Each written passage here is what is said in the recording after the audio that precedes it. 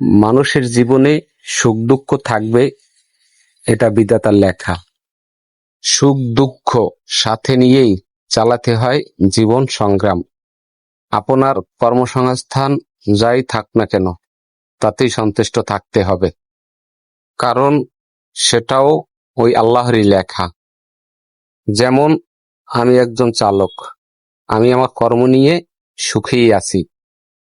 মনে রাখবেন, কাজের ছোট বড় কিছুই নাই। কাজের সততা আর ঈমানই মানুষের বড় পরিচয়।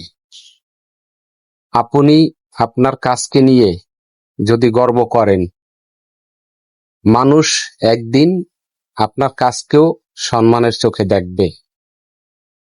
আল্লাহ কখনো সেই মানুষকে একা ফেলে দেন না, যে তার হালাল রিজিকের জন্য সংগ্রাম করে।